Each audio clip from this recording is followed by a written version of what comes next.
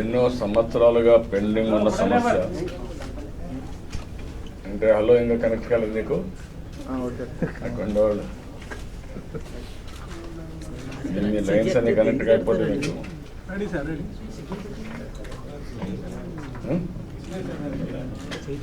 Good news కదా ఇది.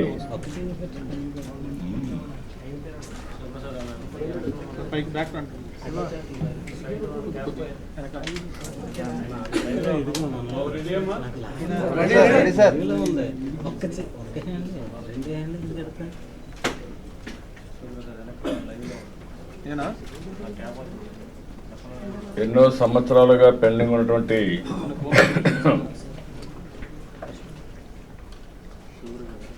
అతి ప్రాముఖ్యత కలిగిన సమస్య ఇది. బ్యాక్వర్డ్ జిల్లా అయినటువంటి శ్రీకాకుళం విజయనగరానికి సంబంధించినటువంటి వంశధార నదీ జలాల వివాదం పైన మొన్న ట్రిబ్యునల్ ఒక నిర్ణయం చేయడం, అది కూడా 2 జిల్లాలకి భవిష్యత్తులో ఎనలేని ప్రయోజనం వచ్చే విధంగా ఈ ట్రిబ్యునల్ నిర్ణయం జరిగింది. మొట్టమొదటిసారిగా ఈ ట్రిబ్యునల్లో వాదించిన అడ్వకేట్స్ని కానీ అదే మరి డిపార్ట్మెంట్ని మనస్ఫూర్తిగా అభినందిస్తున్నాను. మన వాదనని సమర్థవంతంగా చెప్పగలిగారు. అదే సమయంలో నిర్ణయం కూడా, అవార్డు కూడా మనకు పాజిటివ్గా వచ్చింది. ఈ సమస్య చూస్తే వంశధార నది మొత్తం ఒరిస్సాలో 154 కిలోమీటర్లు, 7 రాష్ట్రాల సరిహద్దుల్లో 29 కిలోమీటర్లు, మన రాష్ట్రంలో 82 కిలోమీటర్లు ఉంటుంది. అదే మాదిరిగా ఇది ఇంకొక పక్కన చూస్తే 1961లో నేరేడు బ్యారేజ్ నిర్మాణానికి 106 ఎకరాలు ఒరిస్సా భూమి అవసరమని అంచనా చేశారు. 2 రాష్ట్రాలు కూడా ఆ రోజు అంగీకరించాయి. 1962లో వచ్చే నీళ్లు 50-50 50% పంచుకునే విధంగా కూడా ఒక అంగీకారం కుదిరింది. 2007లో సీడ్ పిలిచి ఒక ఎస్టిమేట్ చేశారు. 75% విశ్వసనీయతతో 105 టీఎంసీ, 50% అయితే 127 టీఎంసీ వస్తాయని చెప్పి చేశారు. 1969లో స్టేజ్ 1 గొట్ట బ్యారేజ్ ద్వారా లెఫ్ట్ మెయిన్ కెనాల్కి ప్రారంభం చేశారు. 73కి పూర్తయింది. 1,48,230 ఎకరాలకు నీళ్ళు ఇచ్చారు. Stage 2 flood flow canal Eeramandala reservoir main canal తవ్వకం ప్రారంభించడం, 1,07,240 ఎకరాలకు నీళ్లు ఇవ్వాలని చెప్పి ఇచ్చేశారు. ఈ స్టేజ్లో వివాదం వచ్చి ఇన్ని సంవత్సరాలుగా పెండింగ్ పడిపోయింది. పనులన్నీ పూర్తి చేశాం. ఫేజ్ 1 స్టేజ్ 2 గొట్ట బ్యారేజ్ నుంచి కుడి ప్రధాన కాలువ నిర్మించి 62,550 ఎకరాలకు నీళ్లు ఇవ్వాలని చెప్పి అనుకొని అది కూడా అట్టే పెండింగ్ ఉంది. ఎడమ కుడి కాలువల కింద ఏదైతే ఈ బ్యారేజ్ ద్వారా ఈరమండలం రిజర్వాయర్ ద్వారా చూస్తే 45,000 ఎకరాలకు ఇవ్వాలని కూడా స్థిరీకరణ పెట్టారు. ఇవన్నీ కూడా పెండింగ్ పడిపోయినాయి. ఈరోజు ఈ నిర్ణయంతో చాలా వరకు ఎక్కడా లేనటువంటి ప్రయోజనం మనకు వస్తుంది. ఈ మ్యాప్లో కూడా మీరు చూస్తే ఇది ఓవరాల్గా మ్యాప్. ఇది గొట్టం బ్యారేజ్. ఇప్పుడు అదే మరి కాదు కాట్రగూడ ఇది అక్కడ ఒక స్లూయిస్ తీసుకొని సైడ్ వేర్ తీసుకొని అక్కడి నుంచి నీళ్లు మనం తీసుకుంటున్నాం. ఇప్పుడు రాబోయే రోజుల్లో నేరేడు బ్యారేజ్ ఇక్కడ వస్తుంది. ఈ గ్రీన్ కలర్ దగ్గర వస్తుంది ఈ స్ట్రైట్. ఇక్కడ వస్తే ఈరమండలం బ్యారేజ్కి నీళ్ళు వస్తాయి. ఇక్కడ నుంచి గొట్టం బ్యారేజ్ ఇక్కడ ఉంది. ఇది 2 ఉపయోగించుకుంటే మొత్తం కలిసి మనకిచ్చిన హక్కు ప్రకారం ఒక 50 టీఎంసీ నీళ్లు అదనంగా వాడుకునే పరిస్థితి వస్తుంది. 50 టీఎంసీ అంటే 5 లక్షల ఎకరాలకు నీళ్ళు ఇచ్చుకునే అవకాశం వస్తుంది. దీనివల్ల శ్రీకాకుళంలో మనం మ్యాక్సిమం ఇరిగేషన్ ఇచ్చుకునే అవకాశం వస్తుంది. ఇప్పుడు శ్రీకాకుళం మీరు ఒకసారి చూస్తే మొత్తం 1160 నుంచి 1200 మిల్లీమీటర్ వర్షపాతం పడుతుంది. ఇప్పుడు 7 లక్షల ఎకరాల్లో 3,50,000 ఎకరాలు వంశధార, స్వర్ణముఖి, నాగావళి, బహుదా, మహేంద్ర తనయ వీటి ద్వారా నీళ్ళు ఇచ్చే అవకాశం ఉంది, కల్పించబడింది. రేపు దీనివల్ల దగ్గర గొట్ట బ్యారేజ్, కుడి కాలువ, ఎడమ కాలువ ఇవన్నీ కానీ తీసుకొని కరెక్ట్గా ఉపయోగిస్తే అక్కడ 20 టీఎంసీ నీళ్లు పెట్టుకోవచ్చు. ఇంకొక 37-40 టీఎంసీ నీళ్ళు అదనంగా వాడుకునే వస్తుంది. అంటే అవుట్ ఆఫ్ 9 lakh ఏకర్స్లో 7 లక్షల నుంచి 8 లక్షల ఎకరాలు నీళ్ళు ఇచ్చే అవకాశం వస్తుంది. ఈస్ట్ గోదావరి, వెస్ట్ గోదావరి, కృష్ణా ఏ మార్గానో ఆ మార్గం ఈ జిల్లా తయారయ్యే పరిస్థితి వస్తుంది. గ్రౌండ్ వాటర్ కూడా విపరీతంగా ఉంది. ఈ వాటర్ అంతా ఉపయోగించుకుంటే ఈ జిల్లాని మనం సస్యశ్యామలం చేసే పరిస్థితి వస్తుంది. జనరల్గా ఈ జిల్లా యాజ్ ఆన్ టుడే ఎక్కువ పేదరికం ఉండే జిల్లా. వర్షపాతం ఎక్కువ పడినా ఒక పక్కన సముద్ర తీరం కూడా 180 కిలోమీటర్లు ఉన్న నీళ్లు ఉన్నా 4 మీటర్లోనే గ్రౌండ్ వాటర్ ఉన్నా అనుకున్నంత ప్రగతిని సాధించలేకపోయాం. ఇప్పుడు ఇక్కడ ఏదైతే హీరే మండలం రిజర్వాయర్ ఒక 19 టీఎంసీ నీళ్లు ఇక్కడ పెట్టి దీనివల్ల ఈ 19 టీఎంసీ నీళ్లు ఉంటాయి. వాటర్ వచ్చినప్పుడంతా గొట్ట బ్యారేజ్ ద్వారా ఈ కాలువల ద్వారా అన్ని కాలువలకు వెళ్తాయి. ఇక్కడి నుంచి ఇంకొంచెం ముందు తీసుకుపోతే ఏదైతే మనకు నాగావళి, వంశధార లింకింగ్ కూడా అవుతుంది. ఒక దగ్గర కొద్దిగా హై లెవెల్ కెనాల్ నుంచి నేరుగా 2 లింక్ చేయొచ్చు. అక్కడి నుంచి నారాయణపురం ఆయకట్టుకు కూడా తీసుకెళ్ళిపోవచ్చు. నీళ్ళు తీసుకుపోయి ఆ బ్యారేజ్ దగ్గర నుంచి అక్కడ తీసుకుపోయే పరిస్థితి వస్తుంది. అంటే నదుల అనుసంధానం ఏదైతే చెప్పామో వంశధార, నాగావళి అనుసంధానం జరుగుతుంది. జిల్లాలో ఇక్కడి నుంచి అవసరమైతే నేరుగా హీరమండలం రిజర్వాయర్ నుంచి సోంపేట వరకు మనకి ఇచ్చాపురం వరకు నీళ్లు తీసుకుపోయే అవకాశం ఉంది. ఆ కాలువ కూడా తీసుకోగలిగితే నీళ్లు తీసుకుపోయే అవకాశం ఉంది. అంటే చాలా వరకు ప్లెయిన్ ఏరియా మొత్తం మనం ఇరిగేట్ చేసి ఆ జిల్లాని సస్యశ్యామలం చేయడానికి ఉపయోగపడుతుంది. ఇందులో ఈరోజు ఇచ్చినటువంటి నిర్ణయం కూడా మీరు చూస్తే చాలా క్లియర్గా 1956లోని సెక్షన్ 6 ప్రకారం ఇది గెజెట్లో ముద్రించిన నాటి నుండి కూడా ట్రిబ్యునల్ అమల్లోకి వస్తాయని చెప్పారు. 115 టీఎంసీ నీళ్ళల్లో 50 టీఎంసీ పంచుకోవాలని చెప్పి పెట్టారు. ఇది 62లోనే సెప్టెంబర్ 30లో అంగీకారం కుదిరింది కూడా దీంట్లో మెన్షన్ చేయడం జరిగింది. అదే మరి సైడ్ వేర్ ఏదవుతుందో దానిపైన 8 టీఎంసీ నీళ్లు వాడుకుంటూ రేపు కానీ ఇది అయితే పూర్తయితే దాన్ని క్లోజ్ చేయాలని చెప్పి కూడా ఇచ్చారు, ఆర్డర్ ఇచ్చారు. ఇంకొక పక్కన మనం 8,000 క్యూసెక్స్తో నిర్మించుకోవచ్చు చెప్పించారు. సైడ్స్ లూయిస్ కూడా రైట్ సైడ్స్ లూయిడ్స్ ఇవన్నీ నిర్మించుకొని ఇచ్చారు. ఇంకొక పక్కన ఇక్కడ వాళ్ళు కూడా నేరేడు బ్యారేజ్ దగ్గర నుంచి మనం ఎన్ని చేసిన తర్వాత వాళ్ళు కూడా కెనాల్ ఒకటి తీసుకోవచ్చు, కానీ వాళ్ళ ఖర్చుతోనే తీసుకోవాలని చెప్పి ఇచ్చారు. 106 ఎకరాలు ల్యాండ్ ఎక్విజిషన్ వస్తుంది. అది కంపల్సరీగా రూల్స్ ప్రకారం చేస్తే వాళ్ళ చట్ట ప్రకారం దానికి ఎంత డబ్బులు కావాలో మనం పే చేసే అవకాశం ఉంటుంది. ఇలాంటివన్నీ కూడా మీరు చూసి ఒక కమిటీ, పర్యవేక్షక కమిటీ కూడా ఏమన్నారు. సిడబ్ల్యూసి చైర్మన్ని, చీఫ్ ఇంజనీర్ చైర్మన్గా మన ప్రతినిధి, వాళ్ళ ప్రతినిధి, ఎస్సీ లేదా డైరెక్టర్ సిడబ్ల్యూసి నుంచి ఒక మెంబర్లుగా ఏమన్నారు. ఇలాంటివన్నీ కూడా ఒక విధంగా చెప్పాలంటే 2 రాష్ట్రాలకు ఉపయోగపడే విధంగా. ఇంతవరకు నీళ్లు సముద్రంలోకి పోతున్నాయి, మనం ఉపయోగించుకోలేకపోయాం. రెండోది అనవసరంగా లిటిగేషన్ పెట్టుకొని సముద్రంలో నీళ్ళు పోతున్నాయి, కరువు ప్రాంతానికి నీళ్లు ఇవ్వలేకపోయాం. ఈ ట్రిబ్యునల్తో చాలా క్లారిటీ వచ్చింది. ఇప్పుడు మనం ఆ జిల్లాని సస్యశ్యామలం చేసే అవకాశం వస్తుంది. నేను ఇమ్మీడియట్గా మన వాళ్ళకి చెప్పింది హీరా మండలం బ్యారేజ్ రిజర్వాయర్ కంప్లీట్ చేస్తాం. మార్చి 2018కి పూర్తవుతుంది. అది పూర్తయి R&R అవన్నీ కూడా ఇచ్చేసాం. ఒక పద్ధతి ప్రకారం కంప్లీట్ చేశాం. ఒక పక్కన ఈ ప్రాజెక్ట్ పూర్తి కావడం, అదే పూర్తయిన తర్వాత అవసరమైతే హీరమండలం బ్యారేజ్ నుంచి రిజర్వాయర్ నుంచి నేరుగా వంశధార కాలువని క్రాస్ చేస్తూ ఒక అక్వెడక్ట్ కట్టి ఇచ్చాపురం వరకు నీళ్లు తీసుకుపోవడానికి ఒక ఎస్టిమేట్స్ తయారు చేయమన్నాం. తయారు చేశారు, డిపిఆర్ రెడీగా ఉంది. అది ఫైనలైజ్ అయితే టెండర్ పిలుస్తాం. దానికి ఒక 1000 కోట్లు 1100 కోట్లు అవుతుంది. Will complete that work. అదే సమయంలో హీరమండలం రిజర్వాయర్ నుంచి నాగావళికి కూడా లింక్ వస్తుంది. దానివల్ల వంశధార నాగావళికి కూడా లింక్ వస్తుంది. ఇక్కడ ఏదైనా సర్ప్లస్ వాటర్ ఉంటే నాగావళికి తీసుకెళ్ళి నారాయణపూర్ నుంచి మళ్ళీ అక్కడ ఆయకట్టుకి ఇచ్చే అవకాశం వస్తుంది.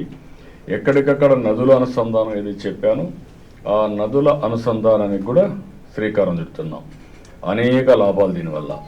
అదే మాదిరిగా ఈరోజు నేరేడి బ్రిడ్జ్ దగ్గర ఆనకట్ట కట్టాలంటే దానికి ఇది నోటిఫికేషన్ కావడం, వాళ్ళు పర్మిషన్స్ అవన్నీ కూడా కంప్లీట్ చేయాలి. అది కూడా ఫాలోఅప్ చేస్తాం.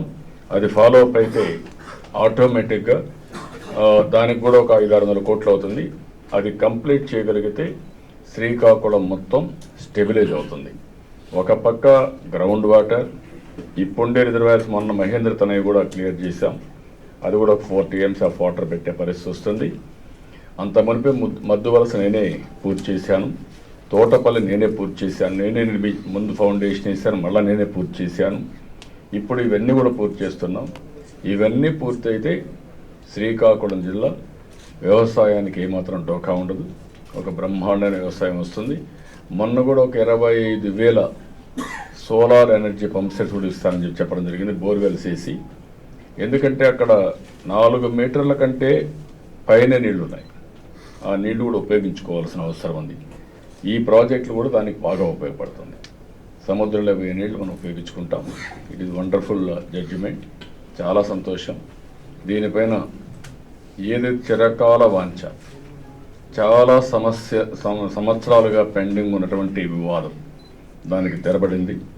ఇప్పటికీ మళ్ళా నేను ఒరిస్సా గవర్నమెంట్ కూడా వ్యక్తిగతంగా రిక్వెస్ట్ చేస్తున్నా, ఇద్దరం కలిసి 2 ప్రాంతాల రైతులకు న్యాయం జరిగే విధంగా ముందుకు పోవాల్సిన అవసరం ఉంది. This in brief. అంటే కాస్ట్లో మాత్రం 50-50 కదా. ఆయకట్టు ప్రపోర్షనేట్గా ఆయకట్టు ప్రపోర్షనేట్గా మనం ఇది చేయాల్సిన అవసరం ఉంది. ఇవన్నీ అవసరం అవసరం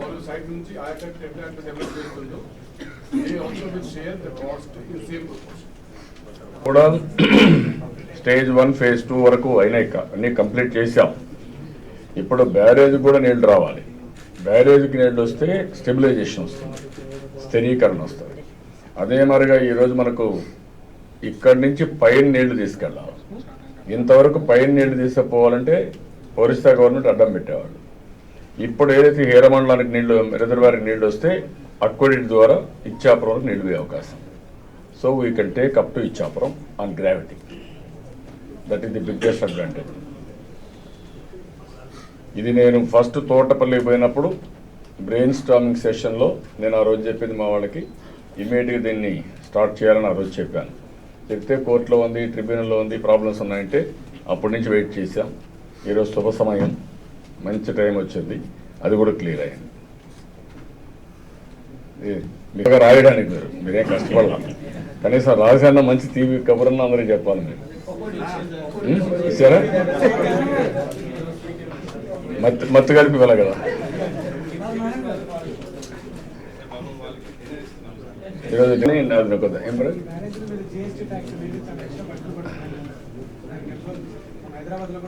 మనం అడుగుతున్నాం. కొన్ని ప్రాజెక్టులు వాళ్ళు ఏమన్నాయి, మనవి ఉన్నాయి. కంటిన్యూగా నిరంతరం ప్రయత్నం చేస్తాం.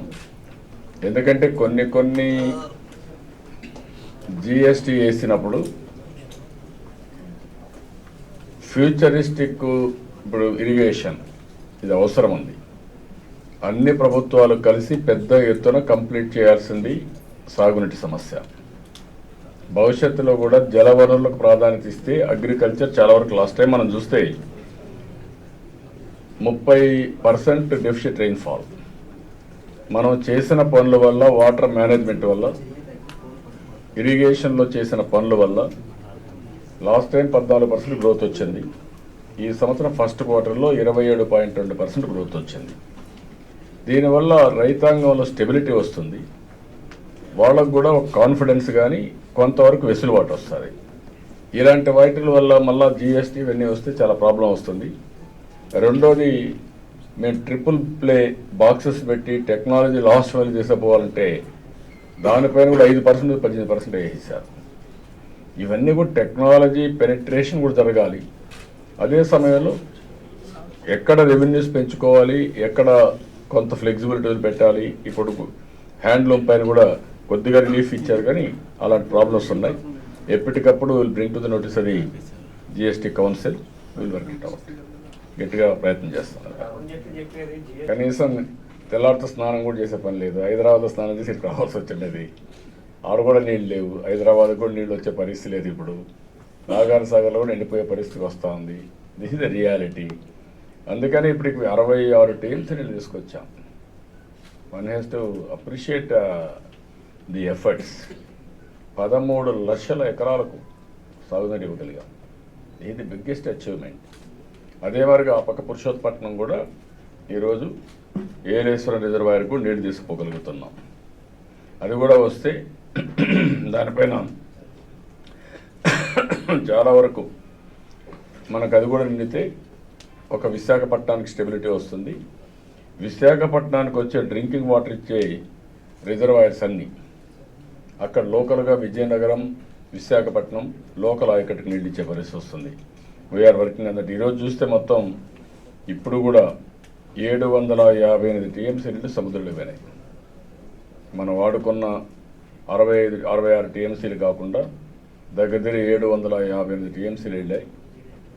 శ్రీశైలం అయితే యాజ్ ఆన్ టుడే మార్నింగ్ కూడా ఎవ్రీడే నేను ఒకసారి ఆన్లైన్లో డాష్బోర్డ్లో చూసుకుంటాం. 52 53 టీఎంసీలు నిలిచిపోయింది. ఈరోజు 15,000 16,000 క్యూసెక్స్ వస్తూ ఉంది. మధ్యాహ్నం 3 గంటలకు 16,000. This is the biggest challenge. 72 TMC out of 100 తుంగభద్రలో వచ్చింది. ఆడ కూడా ఒక 6,700 క్యూసెక్స్ తగ్గిపోయింది. ఈరోజు ఎప్పటికప్పుడు ఏ అవర్కి అవర్ చూసుకోండి. ఎప్పుడైనా తీరుకుంటే చూసుకోవడం, ఎక్కడున్నామని మళ్ళీ ఒకసారి అనలైజ్ చేసుకోవడం, ముందుకు పోయే పరిస్థితి వచ్చింది. So it is a big challenge. But మనం చేసిన పని వల్ల కొంతవరకు మనకు వెసులుబాటు వచ్చింది.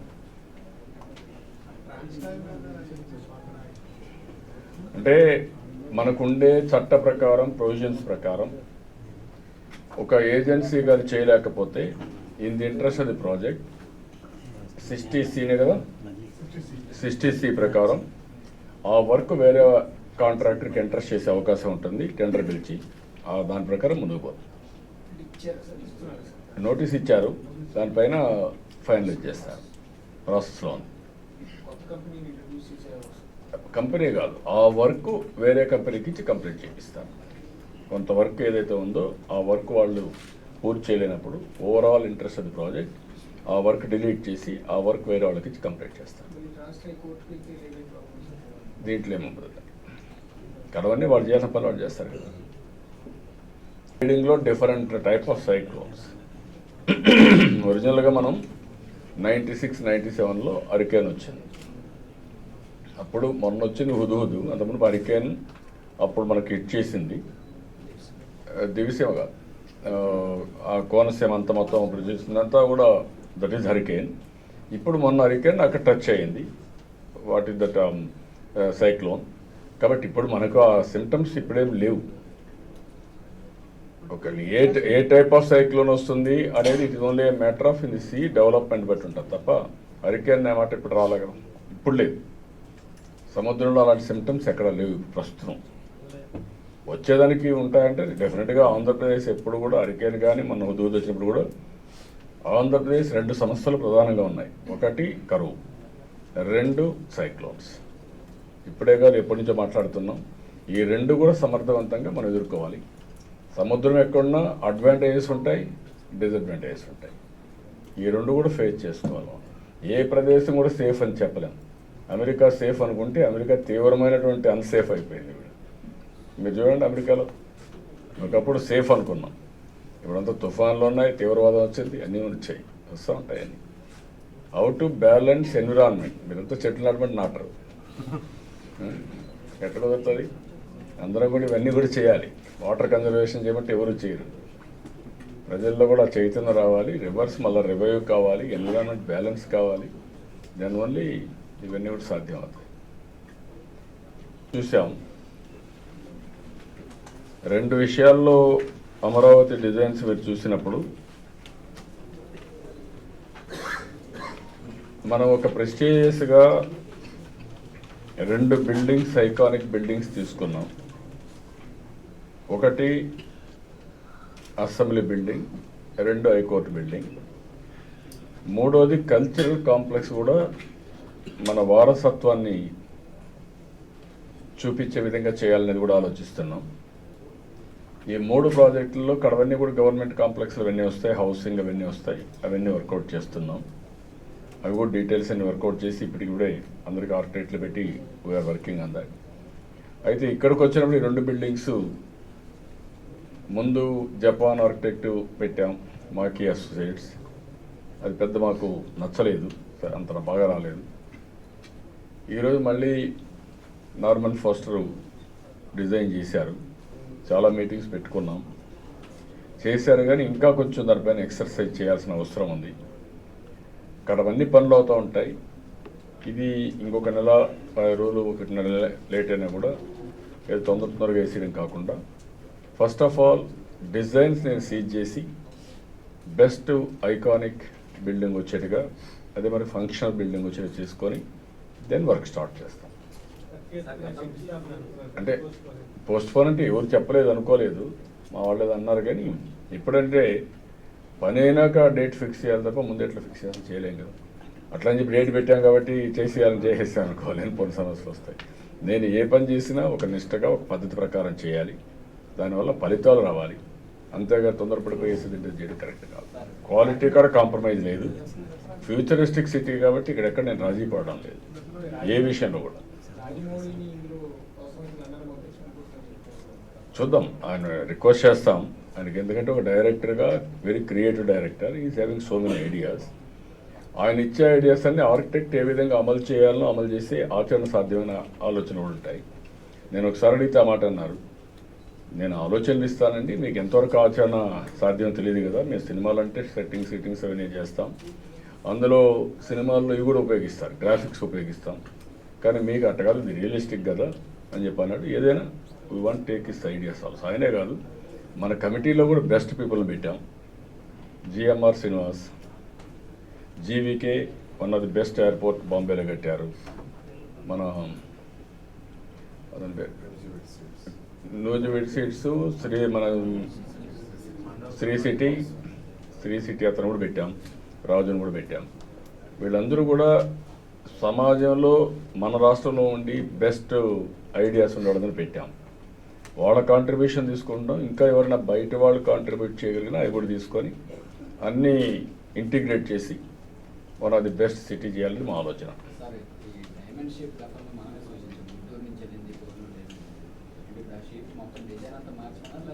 నేనేమంటానంటే లాస్ట్ మీటింగ్ నేను చెప్పాను, స్పిరిట్ ఈజ్ డిఫరెంట్, యాక్చువల్ డిజైన్లో వచ్చింది డిఫరెంట్. నువ్వు డైమండ్ డే పెట్టుకొని చేయాలి, కోహినీరే పెట్టుకొని చేయాలంటే అక్కడి నుంచి రిస్ట్రిక్షన్స్ వస్తాయి, క్రియేట్ తగ్గిపోతుంది. ఆర్ అదర్వైజ్ బౌద్ధ స్తూపమే పెట్టుకోవాలి, ఇదే చేయాలంటే కూడా అక్కడి నుంచి రిస్ట్రిక్షన్స్ వచ్చేస్తాయి. అది కాదు, ఆ స్పిరిట్ వీలో పెట్టుకొని మీరు ఏ విధంగా చేయగలుగుతారో అది బెస్ట్ ఐకానిక్, ప్రపంచంలో బెస్ట్ బిల్డింగ్స్లో ఇది ఒక బిల్డింగ్గా ఉండాలి. టాప్ 10లోనో 5లో ఇది ఒకటిగా ఉండాలి. That is our idea. మీరు చూస్తే వాటర్ బాగా వచ్చింది 4 పక్కల, రోడ్లు దానికి ఎంట్రన్స్ బాగా వచ్చింది.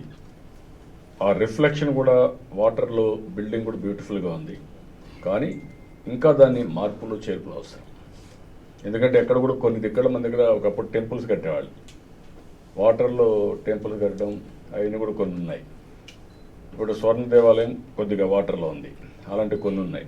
కానీ ఆ వాటర్లో వచ్చేప్పుడు, ఫ్రెష్ వాటర్ వచ్చినప్పుడు one of the best iconic building వస్తుంది. అయితే బిల్డింగ్ని ఇంకా కొంచెం ఇంప్రూవ్ చేయాల్సిన అవసరం ఉంది. అవసరం నేను కూడా వస్తానని చెప్పాను.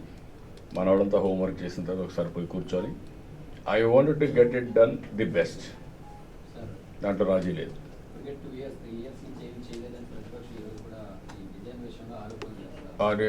కాదు, అపోజిషన్ పార్టీకి ఏం పని ఉంది? అందుకే వాళ్ళని ప్రజలే నమ్మలే కదా. ముందేమన్నారు? కోర్టుల కిందకు పోయారు చెప్పానండి. ఎందుకు అడ్డం చేస్తారు? కోర్టుల కిందకు పోయారు, ఎందుకు విమర్శించారు? చెంపలేసుకొని పోని తప్పు చేశామని ప్రతి ఒక్కదాన్ని తప్పుపడడం ఏంటి? నేనేం తొందరపడనని చెప్పాను. తొందరపడి వీళ్ళ కోసం నేను గడడం లేదు. నేను భావితరాల భవిష్యత్తు కోసం గడుతున్నాను. అపోజిషన్ కోసం ఇంకొకరి కోసం నేను గడలేదు. వీళ్ళు ఎన్ని ఆరోపణలు పెట్టారండి. ఇన్సైడ్ ట్రేడింగ్ జరిగిందని, ఇన్సైడ్ ట్రేడ్ కింద భూమి వాళ్ళ దగ్గర ఉంటే ఇదేదో ఇక్కడ రహస్యాన్ని చెప్పేశారు, రాజధాని ఇక్కడ చెప్పేశారు కాబట్టి వీళ్ళందరూ కొనేశారు భూములు. ఎవరు కొన్నారంటే 1,00,000 కోట్ల అవినీతి జరిగిందని ఇంకా మాట్లాడుతూ ఉంటే 1,00,000 కోట్లు ఎక్కడ జరిగిందని మీకు తెలియదా? ఎవరి దగ్గర ఉన్నాయి భూములు? రైతుల దగ్గర ఉన్నాయి. వాళ్ళు అమ్ముకుంటారు. ఎప్పుడది మనం రోడ్లు వేసిన తర్వాత వాళ్ళు అమ్ముకుంటే వాళ్ళకు విలువ వస్తుంది. వాళ్ళ ఉద్దేశం ఏంటి? ఎట్టి పరిస్థితిలో ఈ రాజధాని రాకూడదు, వస్తే వీళ్ళ ఇది పోతుంది. ఆ రాజధాని రాకుండా ఉండడానికి ఎన్ని అడ్డంకులు చేయాలో అన్ని అడ్డంకులు చేస్తూనే ఉన్నారు. ఇంకా మాట్లాడడం ఏంటి? మొన్న పాపం అడిగాను నేను రాజేంద్ర సింగ్ను కూడా, నువ్వెందుకే వచ్చాను అడిగాను నేను. వీడికి మాట్లాడుతూ అన్నా, నువ్వు వాటర్ మ్యాన్, నువ్వు అప్పుడు వచ్చి అంత బాగా పనిచేసావంటే నేను నదుల అనుసంధానికి వ్యతిరేకున్నాను. నువ్వు నదుల అనుసంధానికి వ్యతిరేకత ఓకే, కానీ దీనికి ఎందుకు అని చెప్పి అడిగాను. ఏం ప్రచారం చేశారు? ఇక్కడంతా వాటర్ వచ్చేస్తుంది, కొట్టుకొని వెళ్ళిపోతున్నారు. వాటరే రావడం లేదు, తాగడానికి నీళ్ళు రావడం లేదు. ఆ మాత్రం కూడా ఇంగిత జ్ఞానం లేకుండా ప్రవర్తించి ఏమనాలి వెళ్ళి? మీరు చెప్పండి మరి. అంటే రాకూడదని ఒకటి. ఇప్పుడు ఎందుకు డిలే అయింది? ఎంత ప్రేమ వచ్చిందబ్బా వీళ్ళకి, నాకు అర్థం కాలేదు ఈ ప్రాజెక్టు మీద. అంత ప్రేమ ఎక్కడి నుంచి ఒలగబోస్తుందో నాకైతే అర్థం కావాలి. కపట ప్రేమ. వాట్ ఐఎమ్ సేయింగ్, వాళ్ళకు ఉండే commitment, they are the real stakeholders. ఈ politicians are not real stake హోల్డర్సే కాదు వీళ్ళు వీళ్ళేంటి అడ్డం పడడానికి, ఎక్కడ ఇది రాకుండా పోతే వాళ్ళకి పేరు వస్తుంది తప్ప ఎట్టి పరిసరం రాకుండా చేయడానికి వాళ్ళ ప్రయత్నం. అందుకే నేను ఎక్కడ పెట్టాలో పెట్టారు కదా, ప్లేస్ కూడా చూపించారు కదా పబ్లిక్. మీ తారకెట్ ఏం కావాలి? పట్టిసీమకు వ్యతిరేకం, పురుషోత్పట్నం వ్యతిరేకం, గాలివెండకి వ్యతిరేకం, అంద్రినేవాకి వ్యతిరేకం, కడాను ఓర్వకల్లో ఎయిర్పోర్ట్ వస్తే కూడా వ్యతిరేకం. వీళ్ళు అక్కడ గవర్నమెంట్ ల్యాండ్ ఇస్తే ఆ ల్యాండ్ పెట్టుకొని దారి ఇవ్వని ఉంటాడండి వీళ్ళ ఎమ్మెల్యేలు. ఎక్కడికి పోతున్నా నాకైతే అర్థం కాదు. గవర్నమెంట్ ఇచ్చినటువంటి మైనింగ్ ఇస్తే, ఎయిర్పోర్ట్ వస్తే దానికి దారి ఇవ్వరా మీరు? గవర్నమెంట్ కంటే ఎక్కువ అంటే మీరు బరిదిగి చేశారండి. ఏంటి ఎంచోపోయినా సరే మేము ఏమైనా చేస్తాం, ఎక్కడ ఏమి రాని, మేము అడ్డం పడతాం. అడ్డం పడితే ఏముంది? ఎట్లా చేయాలో చేసుకుంటా ముందుకు పోతాం అంతే.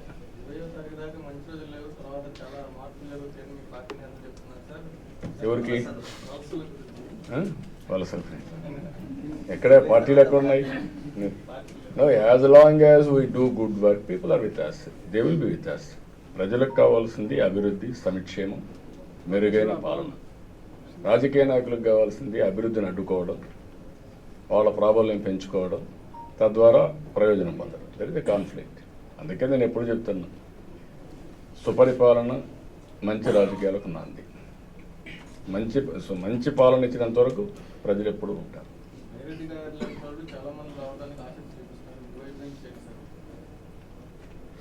మా యాక్షన్లో మీరు చూస్తారు కదా, ఎందుకు వెన్ను గురించి మాట్లాడడం, ఎందుకైంది, ఎక్కడిక్కడ మాట్లాడాలి.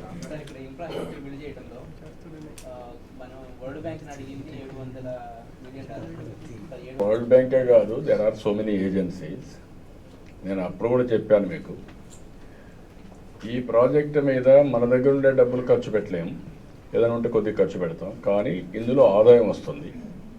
ఆదాయం 3-4 వేలు వస్తుంది. ఒకటి, ఇక్కడ ఎకనామిక్ యాక్టివిటీ పెరిగిన తర్వాత ఒక అర్బన్ ఏరియాలో వచ్చే ఆదాయం అంతా వస్తుంది, అది ఒకటి. రెండోది, మన దగ్గర ఉండే ల్యాండ్ వాళ్ళకి ఇచ్చిన తర్వాత, ఇన్ఫ్రాస్ట్రక్చర్ డెవలప్ చేసిన తర్వాత మన దగ్గర కొంత ల్యాండ్ ఉంటుంది.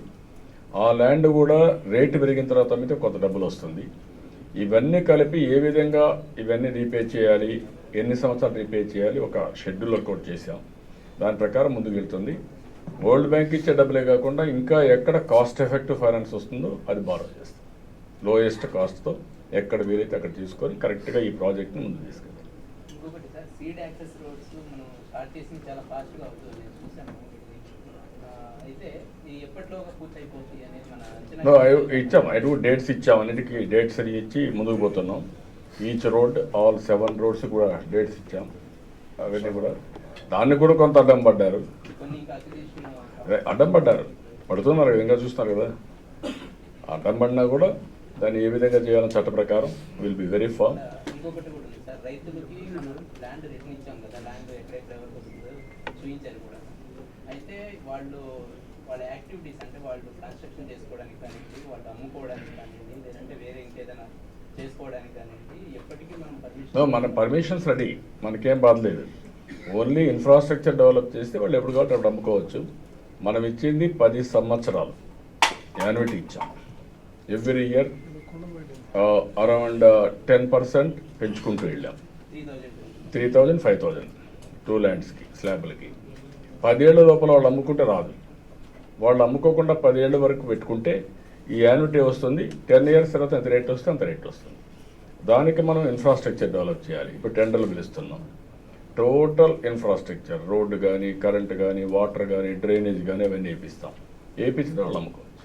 అది కూడా కన్సాలిడేషన్ చేసుకోవడం, వాళ్ళకు కూడా హ్యాండ్ హోల్డింగ్ ఇస్తున్నాం.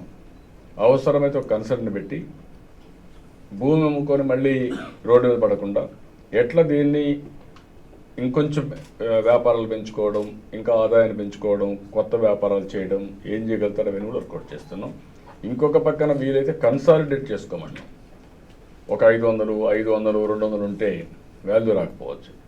అదే కానీ ఒక బిట్లో ఒక 5 ఎకరాలు 10 ఎకరాలు వచ్చిందనుకోండి, ఒక కమర్షియల్ కాంప్లెక్స్, ఒక రెసిడెన్షియల్ కాంప్లెక్స్, ఇవన్నీ వస్తాయి. ఆ విధంగా కూడా వర్కౌట్ చేస్తాం. నేను ఆ మాట చెప్పలేదు. నేనేం చెప్తున్నానంటే నువ్వు అర్థం చేసుకోవాలి. ఏం చెప్తున్నానంటే రాత్రింబగుళ్ళో మేము పనిచేసి ప్రజల్లో 80% సాటిస్ఫాక్షన్ లెవెల్ పెంచాలి. 80% సాటిస్ఫాక్షన్ లెవెల్ పెంచిన తర్వాత 80% ఓటర్స్ కూడా తెలుగుదేశానికి ఓటు వేయాలి. అలాంటి సమయంలో వేరే వాళ్ళకి అవకాశాలు ఉండవు. అప్పుడు వల్ల నా ప్రవర్తన, నా పరిపాలనా విధానం వల్ల నేను ప్రజల యొక్క కన్సాలిడేషన్ కోరుకుంటున్నాను తప్ప ఇంకోటి కాదు. మొన్న ఏమైంది, 56% వచ్చాయి. 56%తో 2 దిక్కల్లో 27,460 ఓట్లు వచ్చాయి. ఏది నంద్యాలలో. ఇక్కడ 56%తో 80% సీట్స్ దగ్గర వచ్చేసాయి.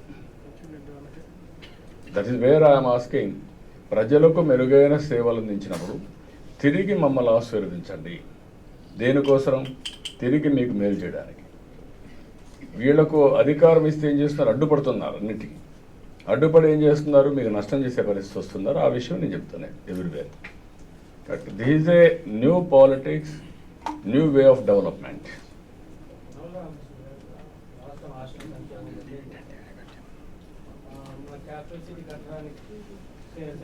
సెంట్రల్ గవర్నమెంట్ పూర్తి స్థాయిలో నిధులు ఇవ్వాలని, కానీ వాళ్ళకి పూర్తి స్థాయిలో నిధులు పూర్తిగా కనపడడం, అప్పులు చేసి రాజధాని కట్టే పరిస్థితి ఉంది. ఈ పరిస్థితుల్లో అప్పులు తీర్చేందుకు మనం ప్రయత్నం చేస్తే ఇంకా అనే 2 ఆస్పెక్ట్స్ ఉన్నాయి కదా. ఒకటి, మనం చేసే పనుల వల్ల ఆదాయాన్ని పెంచుకోవడం. ఆర్థిక వ్యవస్థ అనేది ఇప్పుడు ఎట్టుంటుందంటే మనం పెట్టే డబ్బుల వల్ల ఆదాయం పెరుగుతుందా, అప్పులు పెరుగుతాయనేది ఇంపార్టెంట్.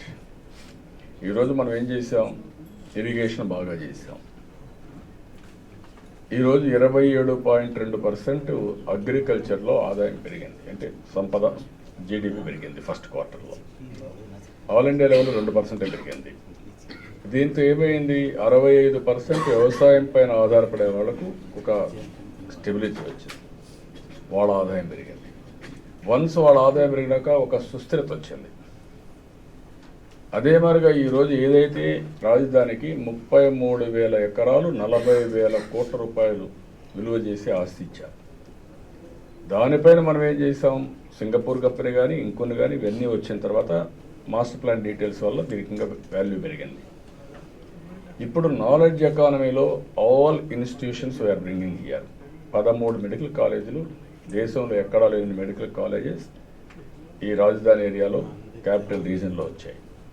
అదే మాదిరిగా ఎక్కడా లేనటువంటి ఎస్ఆర్ఎం, విట్, అమృత్ ఇలాంటి one of the best institutions అని ఇక్కడ వచ్చాయి. దీంతో ఏమవుతుంది? ఇప్పుడు టూరిజం వస్తుంది ఈ ట్రాక్షన్లో.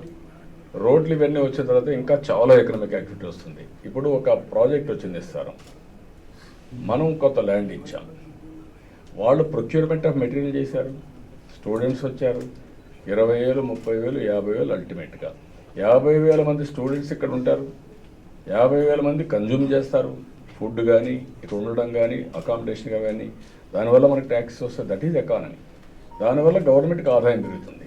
ఈరోజు హైదరాబాద్ ఉంది, ఒక్క ఎయిర్పోర్ట్ కట్టాం, ఒక్క ఎయిర్పోర్ట్ వల్ల హైదరాబాద్కి 16% జిఎస్టీపీ గ్రోత్ కాంట్రిబ్యూట్ చేసింది ఒక్క ఎయిర్పోర్ట్. ఎయిర్పోర్ట్ వల్ల ఏమైంది, కొన్ని వందల హోటల్స్ వచ్చాయి, కొన్ని వందల షాపింగ్ మాల్స్ వచ్చాయి, హాస్పిటల్స్ వచ్చాయి, ఎకనామిక్ యాక్టివిటీ. ఈరోజు తెలంగాణకు మొత్తం ఆదాయం హైదరాబాద్ ఒక నర్వ్ సెంటర్గా తయారైంది. This is economy. ఆ ఎకానమీకి పోకుండా సన్యాసం మేము రాసుకుంటామంటే ఎటు కుదురుతుంది? కేంద్ర ప్రభుత్వం ఇవ్వలేదంటారు, ఎస్ ఇచ్చుంటే ఇంకా బాగుండేది. ప్రయత్నాలు చేస్తూనే ఉన్నాం, ప్రయత్నం చేస్తాం. అదే సమయంలో వాళ్ళు ఇవ్వలేదు కాబట్టి నేను ఇంట్లో పడుకోవడం అంటే కరెక్ట్ కాదు. మన తెలివితేటలను ఉపయోగించుకొని ఇప్పుడు వాళ్ళు ఇరిగేషన్ నాకు డబ్బులు లేవు, కష్టాలు ఉన్నాయి, ఇరిగేషన్ ఆపాను, ఆపలేదు, కంప్లీట్ చేస్తున్నాను కాబట్టి స్టెబిలిటీ వచ్చింది. వర్షాలు లేకపోయినా స్టెబిలిటీ తీసుకొచ్చామంటే, రాయలసీమలో కూడా ఒక ఆశ క్రియేట్ అయిందంటే, ఈరోజు పట్టిసీమ నేను పూర్తి కాలేదు. నేను ఆ 50 TMC నీళ్ళు ఒక 20 TMC అక్కడ ఇచ్చేవాడినా, ఇవ్వగలిగిన వాడినా, ఇచ్చుంటే ఇక్కడ ఒప్పుకునేవాళ్ళ. పెద్ద గొడవ అయిపోయిండదు. మనం గొడవ పడితే ఏమైంది? దీస్ వేర్ ఒక పద్ధతి ప్రకారం ఆల్రౌండ్ డెవలప్మెంట్ చేస్తుంది. అది అర్థం కాకుండా మీరు అదెందుకు చేశారు, ఇదెందుకు చేశారు, నువ్వు పీస్ఫుల్గా సైలోస్ కింద ఆలోచిస్తే ఏది చేయడానికి వీలు కాదు. అట్లా కాకుండా కాంప్రహెన్సివ్గా ఆలోచించి ఒక ప్లానింగ్ ఇచ్చి ముందుకు పోతాం. It will get some results, డెఫినెట్గా వస్తాయి. తాత్కాలికంగా కష్టాలు ఉన్నాయి, డెఫినెట్గా ఉన్నాయి. ఇంకా నేను కేంద్ర ప్రభుత్వాన్ని అడుగుతున్నాను, మన ప్యాకేజీ కూడా ఇంకా వాళ్ళు డబ్బులు కూడా ఇంకా రిలీజ్ చేయలేదు. అలాంటి సమస్యలు ఉన్నాయి, వదిలిపెట్టలేదు, కంటిన్యూగా ప్రయత్నం చేస్తాను. ఫస్ట్ ఇన్స్టాల్మెంట్ ఎంత రావచ్చు సార్ స్పెషల్ ప్యాకేజీ కింద? మొత్తం కలిసి మనకు 4 ఏళ్లలో ఇప్పటికే ఒక 13-14 వేల కోట్లు మనం ఖర్చు పెట్టింది. మనకు రావాల్సిన ఎలిజిబిలిటీ ఉంది. దాంట్లో 2 పోర్షన్స్ ఉన్నాయి. We are fighting. ఎక్కడ ఇవ్వలేదు వాళ్ళు, ఈఏపీ ఒకటి, రెండోది మనకు రావాల్సింది సెంట్రల్లీ స్పాన్సర్ స్కీమ్స్ 90-10 ఇవ్వాలి. ఆ 30% డిఫరెన్స్ నియర్లీ ఒక 13-14 వేల కోట్లు ఇప్పటికే వస్తుంది. 5 ఏళ్లలో 16-17 వేల కోట్లు రావచ్చు. We are working on that also. దానికి ఎన్ని మాట్లాడారు వీళ్ళు? కనీసం వాడు బెటర్, వాడు ఆస్తన్నా ఉంది, వీళ్ళకి అది కూడా లేదు. వీళ్ళు తినేసిన డబ్బులకి వీళ్ళు వాళ్ళని క్రిటిసైజ్ చేసేవాళ్ళు. మీరు చూడండి, అతన్ని క్రిటిసైజ్ చేస్తారు. కనీసం అతను ఆస్తన కూడా పెట్టి వస్తూ ఉంటున్నారు. వీళ్ళు ఎంతవరకు వస్తారో తెలియదు, కానీ కలిశారు. నేను కూడా ఎంకరేజ్ చేసాము. ఎందుకంటే అడ్మిట్ చేశాను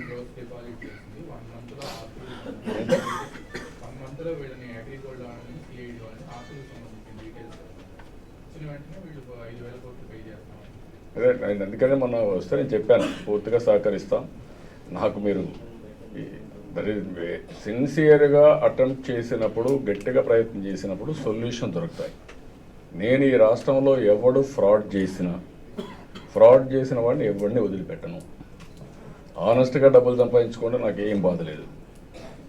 మోసాలు చేసి డబ్బులు సంపాదించాలంటే మాత్రం కుదరదు. ఒకప్పుడు అర్బన్ బ్యాంక్స్ ఇదే మరిగా మోసాలు చేస్తే ఆల్ అర్బన్ బ్యాంక్స్ కొట్టేశాను, ప్రక్షాళన చేసేసాను. మళ్ళీ నేను ఉన్నంతవరకు ఎవ్వడం రాలా. నేను మళ్ళీ ఇప్పుడు చిట్ ఫండ్స్ వచ్చాయి. ఇవన్నీ కూడా ఈ 10 ఏళ్లలో జరిగినటువంటి అవకతవకలు ఈ 10 ఏళ్లలో విపరీతంగా పెంచేశారు.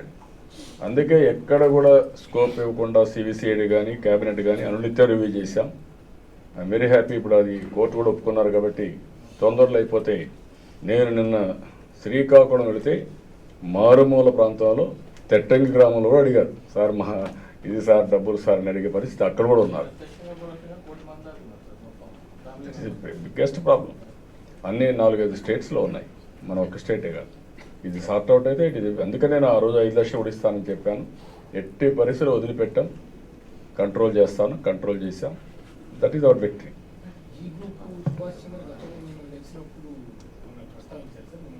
అడిగారు, నేను కూడా సపోర్ట్ చేస్తాను. Government will support you.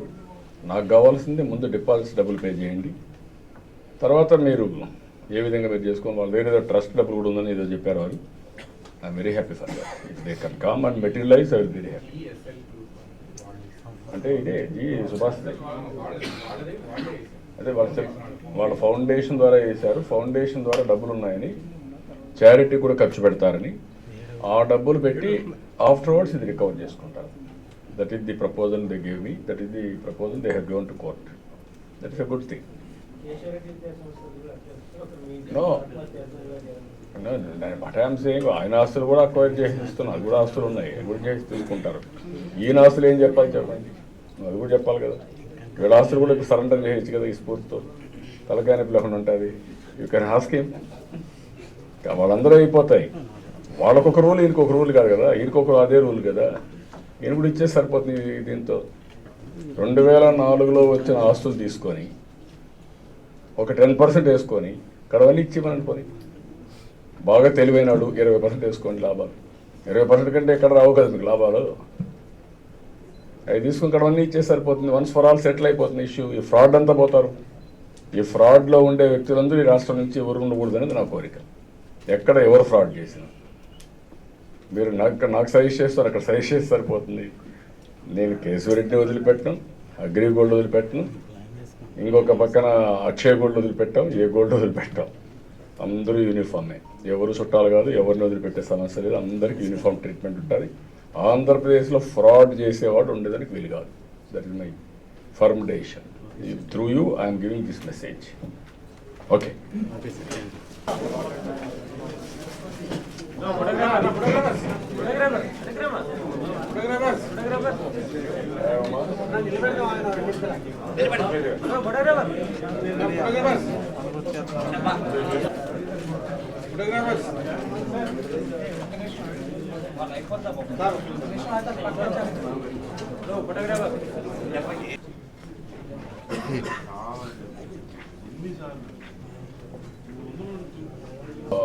వినూత్నమైన టూరిజాన్ని ఎక్కువ ప్రమోట్ చేయాలనేది ఆంధ్రప్రదేశ్ ప్రభుత్వం యొక్క ఆలోచన.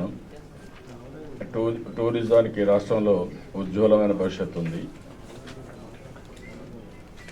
ఒక పక్క సముద్ర తీరం, ఇంకొక పక్క వాటర్ బాడీస్, నదులు కానీ రిజర్వాయర్స్ కానీ మన రాష్ట్రానికి ఎక్కడలేని వనరులు. ఇంకొక పక్క దేవాలయాలు, కడప దర్గా ఇలాంటి ప్రార్థనాలయాలు కూడా ఎక్కువ ఉండే రాష్ట్రం. One of the best marriage temples ఉన్నాయి. ఇవన్నీ కూడా ఉపయోగించుకొని ఇంకొక పక్క లాజిస్టిక్స్లో కూడా మీరు చూస్తే ఎక్కువ ఎయిర్పోర్ట్ విశాఖపట్నం, రాజమండ్రి, విజయవాడ, అదే మరి తిరుపతి, పుట్టపర్తి, కడప, ఓరవకల్లు ఇవన్నీ కూడా వస్తున్నాయి. దగదర్తి ఇవన్నీ వస్తున్నాయి. ఇంకొక పక్క railway connectivity, one of the best railway connectivity ఉంది. ఇంకొక పక్కన మీరు చూస్తే ఇన్లాండ్ వాటర్ వేస్ కూడా వస్తుంది. ఇన్లాండ్ వాటర్ వేస్, ఇంకొక పక్కన best project Polavaram, Papikondalu. It is a treat. కంట్రీలోనే కాదు ఎక్కడ కూడా ఇంత బాగా దొరికే ప్రదేశాలు లేవు. ధవళేశ్వరం దగ్గర నుంచి if you can go to Polavaram, beyond that Papikondalu, beyond that Bhadrachalam వరకు బ్రహ్మాండమైనటువంటి హిల్స్ కానీ ఇవన్నీ వస్తాయి. అదే మరి అరకు కూడా బ్యూటిఫుల్ ప్లేస్. అరకు కానీ డెవలప్ చేసుకుంటే పాడేరు, అరకు, లంసింగి మైనస్ టెంపరేచర్. ఒక పక్కన సమ్మర్ రిసార్ట్స్ మదనపల్లి ఇలాంటి ప్లేస్ కూడా ఉన్నాయి. అదే మరి వాటర్ ఫాల్స్ ఉన్నాయి. ఇంకొక పక్కన బ్యూటిఫుల్గా ఈ యొక్క టైగర్ పార్క్ కానీ, ఎలిఫెంట్ సఫారీ కానీ ఇలాంటివి కూడా. ఇంకొక పక్కన చూస్తే bird sanctuaries, one of the best 3-4 ప్లేసెస్లో మన నెల్లూరులో ఉండే ఇది కానీ, నేలపట్టు కానీ, పులికాట్ లేక్ కానీ, అదే మరి శ్రీకాకుళం నుండి ఇది కానీ, ఇక్కడ గుంటూరు కానీ ఇలాంటి beautiful sanctuaries. Kolleru lake, one of the best lake in the country. Wet లేకుల్లో పుల్లేరు లేక్ అంతా, ఇది కొల్లేరు లేక్ అంత లేక్ ఎక్కడా లేదు. ఇలాంటి అనుకూలమైన ప్రదేశాలు ఉన్నాయి. ఇవన్నీ డెవలప్ చేస్తూనే టూరిజంలో ఫుడ్ కూడా కాన్సన్ట్రేట్ చేయాల్సిన అవసరం ఉంది. ఎందుకంటే టూరిస్టులు ఎందుకు వస్తారు? బ్యూటిఫుల్ ప్లేస్ ఉండాలి. కోనసీమ అందాల సీమ.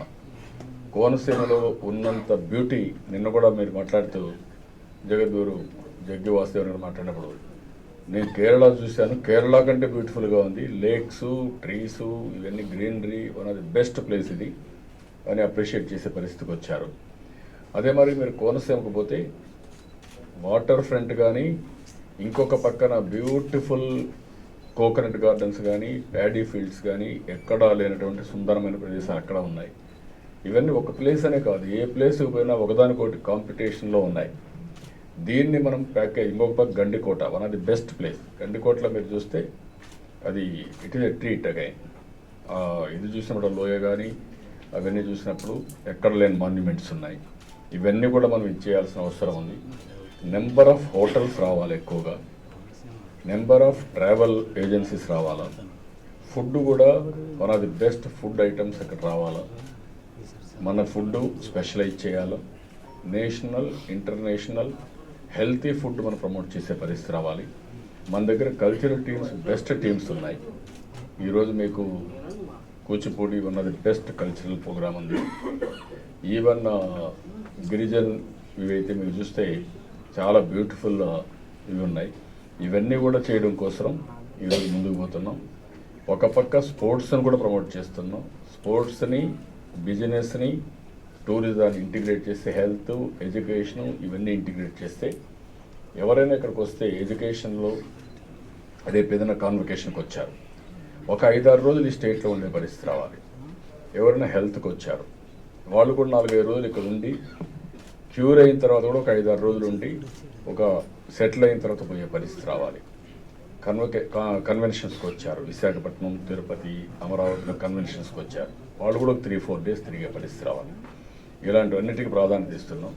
అందుకే ఈరోజు ఫస్ట్ స్టేజ్లో ఒక బెస్ట్ బుక్ ఒకటి తీసుకొచ్చారు, recipes of Andhra Pradesh made healthy delicious for you అని. ఇది ఇంకా రాబోయే రోజుల్లో దీన్ని ఇంకా బాగా తీసుకెళ్తాం. ఇది బిగినింగ్ మాత్రం. దీంట్లో మన వాళ్ళు తీసుకొచ్చిన దాంట్లో మన నేటివ్ అన్నీ కూడా తీసుకొచ్చారు.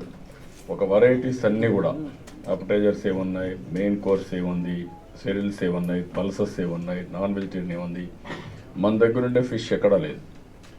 ప్రపంచానికి ఫిష్ మనం సప్లై చేస్తున్నాం. దీనికని కరెక్ట్గా తీసుకపోతే మన చేపలు ప్రపంచం తినే పరిస్థితి వస్తుంది.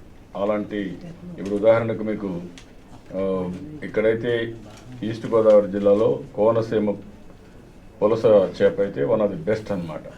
ఇలాంటివి చాలా ఉన్నాయి. ఇవన్నీ మనం మార్కెట్ చేయలేకపోయాం. అదే మరి దీనికి బ్రాండ్ ప్రమోట్ చేయలేకపోయాం. అందువల్ల కొన్ని ఉన్నాయి. ఇప్పుడు అందుకనే ఇవన్నీ కూడా ఆల్ రెస్టారెంట్స్ని ఎంకరేజ్ చేయడం, అదే మరి ఉమెన్ సొసైటీస్ని కూడా ఎంకరేజ్ చేయడం. ఇంకొక పక్కన 13 జిల్లాల్లో ఇప్పటికే మనకు కల్నరీ ఇన్స్టిట్యూట్ కూడా వచ్చింది. తిరుపతిది హాస్పిటాలిటీ యూనివర్సిటీ కూడా పెట్టాలనుకుంటున్నాం. ఇవన్నీ పెట్టి పోటీలు పెట్టడం.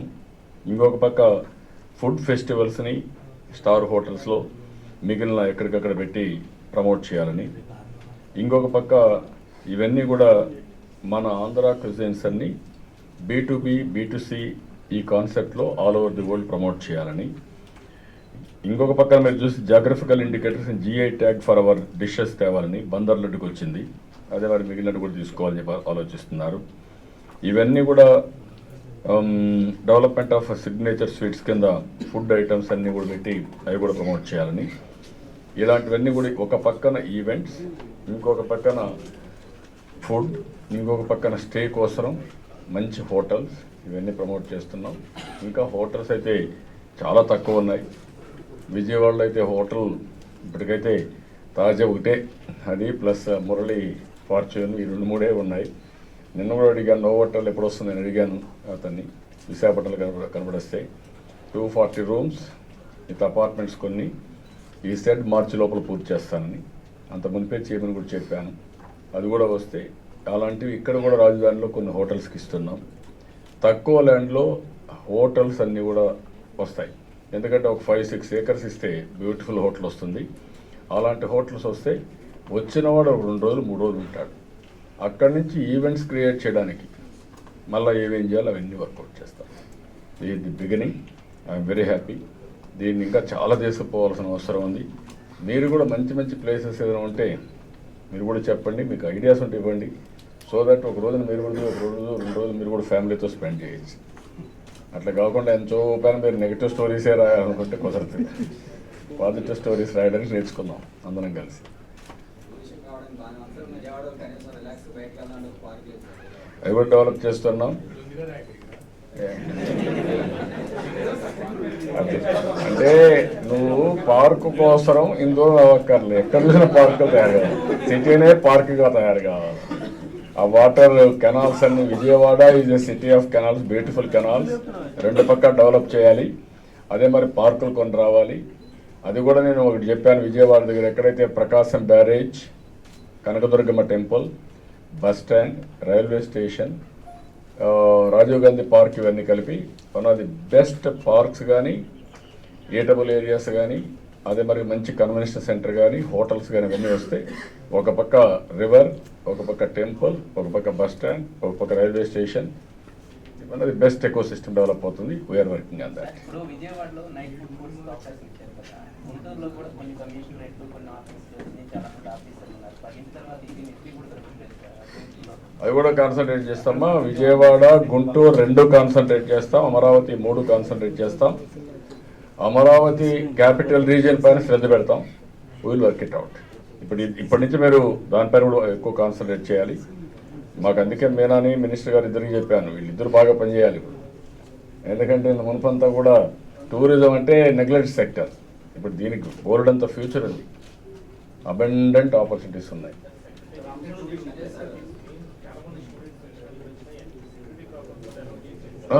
Will make it. ఇది కానీ పోలవరం కానీ అవన్నీ నేను టూరిజం అని చెప్తున్నా. మీరు అవన్నీ ప్యాకేజ్ కింద తయారు చేసి ఎవరు వచ్చినా కూడా ఇవన్నీ కూడా వర్కౌట్ చేయండి. సెక్రటరియట్ కూడా వస్తే అవన్నీ కూడా చూపించడం, అవన్నీ చేయడం.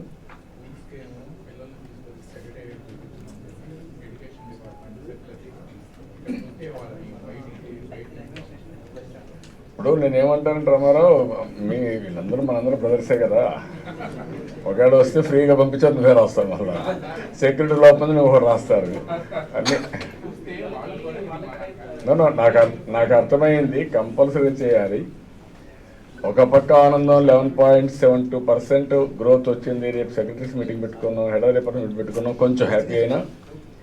ఇంకా అక్కడక్కడ కోఆర్డినేషను, సైలో అప్రోచ్, ప్రతి ఒక్కరు ఏంటంటే నాది అనే యాటిట్యూడ్ వల్ల కూడా చాలా ఇబ్బందులు వస్తున్నాయి. We have to liberalise. ఇప్పటికే లిబరలైజ్ చేసాం, ఇంకా చాలా చేయాలి, మార్పు చాలా తేవాలి, చేస్తాం. No question of compromise.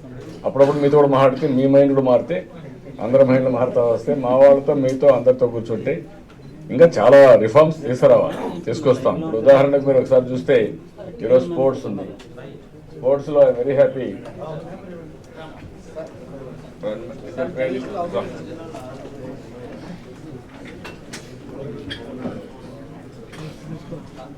ఇప్పుడు మనం చూసినప్పుడు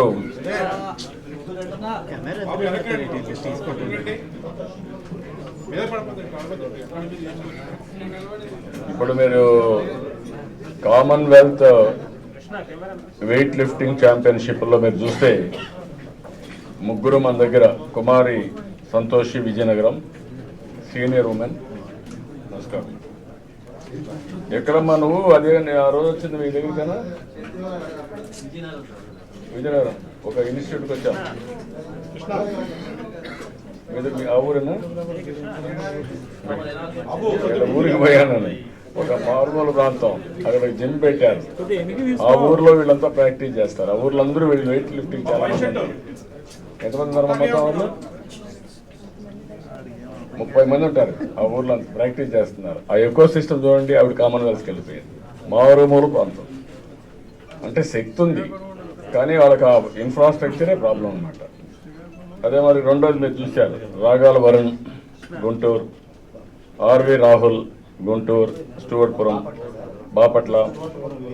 స్టూవర్ట్పురం వీళ్ళిద్దరు యూత్ బాయ్స్లో ఫస్ట్ ప్లేస్ గోల్డ్ మెడల్. ఇంకొక ఆయన సీనియర్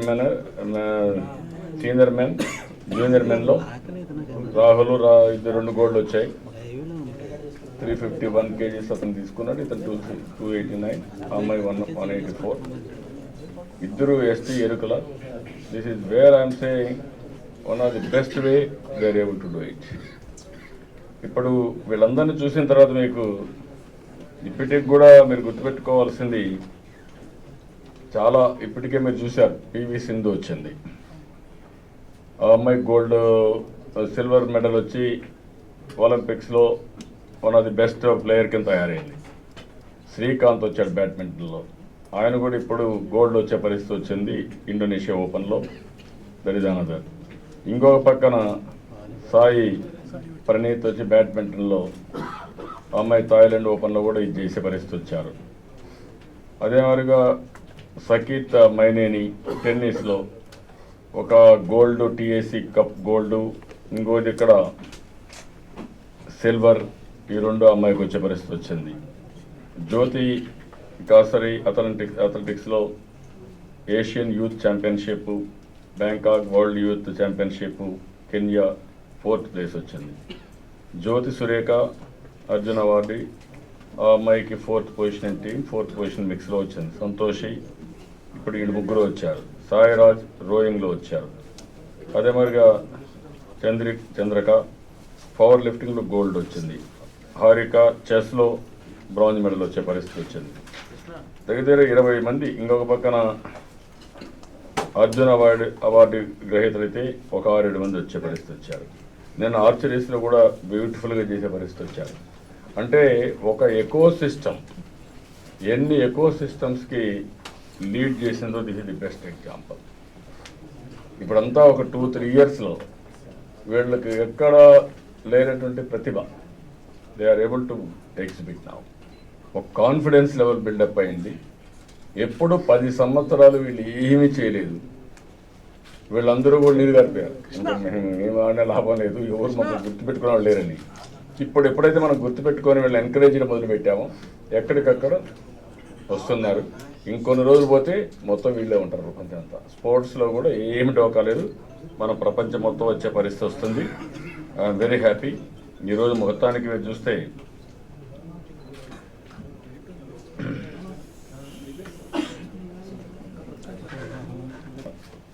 వీళ్ళని బాగా ఎంకరేజ్ చేయాలి, ప్రోత్సహించాలనే ఉద్దేశంతో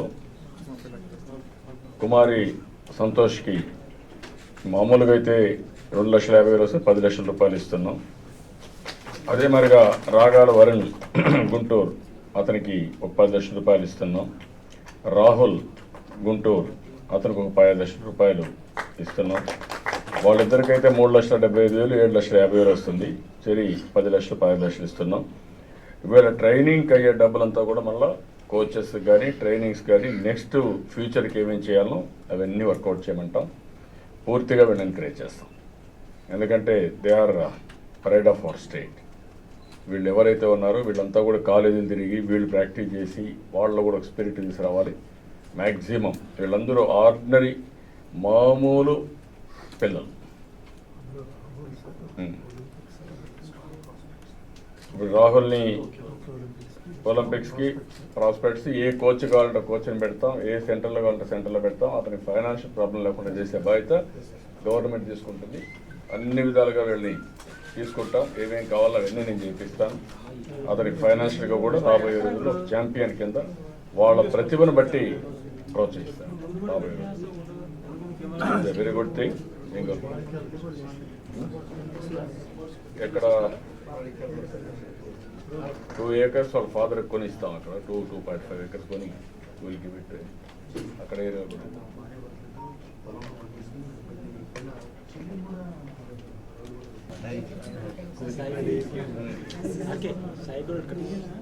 ఇల్లు కట్టి ఉంటాను.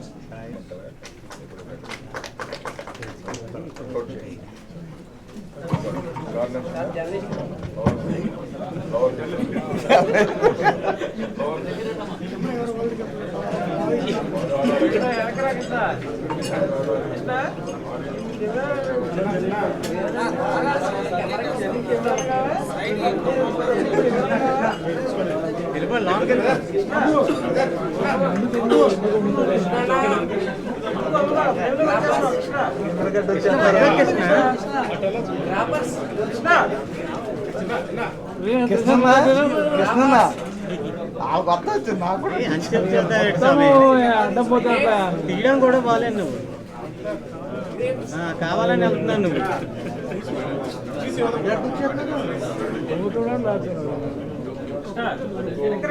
మీరు మాట్లాడండి. గవర్నమెంట్ మీరు మాట్లాడుతున్నారు.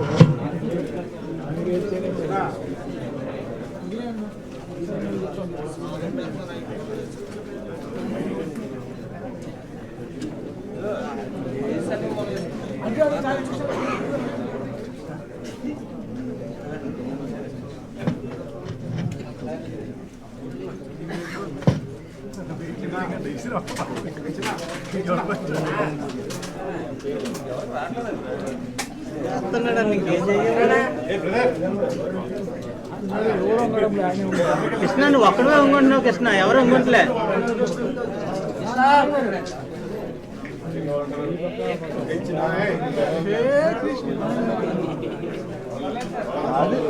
కృష్ణ చాలే కృష్ణ మరి దారుణం 30 ఫోటోలు కొడతారేంటి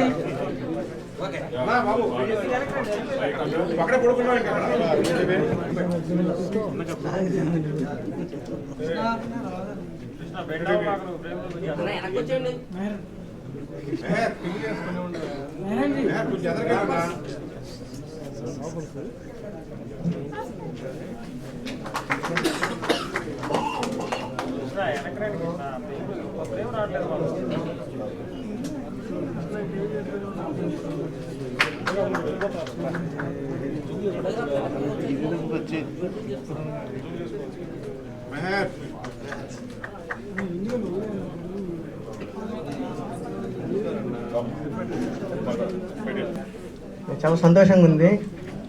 ఇన్ని సంవత్సరాలు కష్టపడి నాకు ఫలితం దొరికింది అనుకుంటున్నాను. మా డాడీ మా అమ్మకి చాలా రుణపడి ఉన్నాను నేను. ముఖ్యమంత్రి గారు నాకు చాలా సపోర్ట్ చేశారు. Thank you sir. ఇలాగనే ఇంకా సపోర్ట్ చేసేట్టుగా నా టోక్యో ఒలింపిక్లో గోల్డ్ మెడల్ సాధిస్తానని కోరుకుంటున్నాను సార్. ఏదైతే ఆర్వి రాహుల్ ఇప్పుడైతే ఒక నమ్మకం, నేను ఒలింపిక్ గేమ్స్లో ఆడి గోల్డ్ మెడల్ సాధిస్తాననే నమ్మకంతో పట్టుదలతో ఉన్నారు. ఇప్పుడు ఇచ్చిన అవార్డే కాకుండా ఇప్పటి నుంచి వీళ్ళందరినీ స్టార్ ప్లేయర్స్ కింద రాష్ట్రం పెట్టుకొని వాళ్ళకు బెస్ట్ కోచింగ్ సెంటర్లో కోచింగ్ ఇస్తాం, నర్చరింగ్ చేస్తాం. ఎక్కడ ఈవెంట్స్ వచ్చినా వాళ్ళు పార్టిసిపేట్ చేస్తారు. రాష్ట్ర ప్రభుత్వం తరఫున వాళ్ళు నిరంతరం ఆడతారు. దానికి ఇప్పటి నుంచి ఈ ప్లేయర్స్ ఎవరైతే ఉన్నారో ఎన్ని ఉంటే తయారు చేసుకొని ఇటువంటి వరకు కావాలి. Okay, thank you. నువ్వు కూడా రా, నువ్వు మాట్లాడతావా?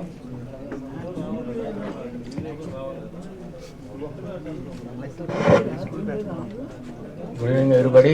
నా పేరు వరుణ్.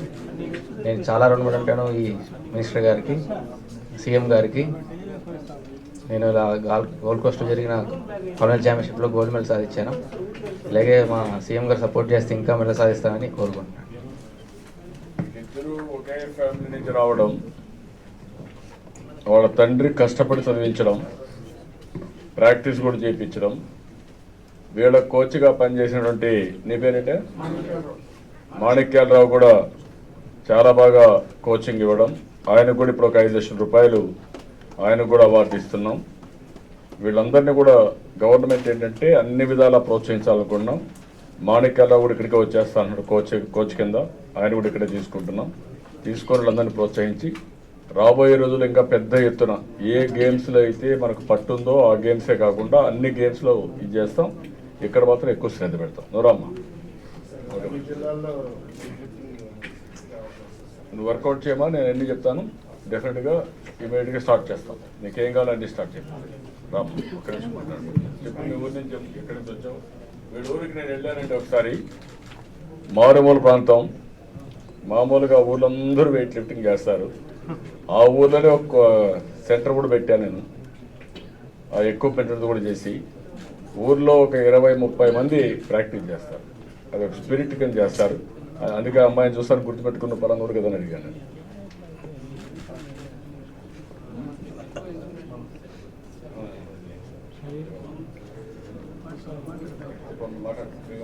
అందరికీ నమస్కారం. మాది కొండవెలగడ, విజయనగరం జిల్లా కొండవెలగడ పల్లెటూరు నుంచి వచ్చాము. మేము ఫస్ట్ లిఫ్టింగ్ స్టార్ట్ చేసేటప్పుడు మాకు ప్రాక్టీస్ చేయడానికి జిమ్ కూడా కాదు, మామూలు ప్లాట్ఫామ్ కూడా లేదు, మట్టిలో చేసి వచ్చాము. మేము చాలా ఇబ్బంది పడ్డాము. చాలా మందిని మేము అడిగాము కానీ జిమ్ మాకు అంటే చేసి సగంలో ఆగిపోయింది. తర్వాత కామన్వెల్త్ గేమ్స్లో మెడల్ కొట్టిన తర్వాత అజయ్ గజపతిరాజు గారు 45 లక్షలు శాంక్షన్ చేశారు. ఆ జిమ్ నిర్మించిన తర్వాత ఎల్కోషేట్లో ఆ జిమ్లోకి ఏం కావాలో వచ్చి సీఎం గారు వచ్చి స్వయంగా తనే వచ్చి జిమ్ ఓపెనింగ్ చేయడం చాలా సంతోషం ఉంది.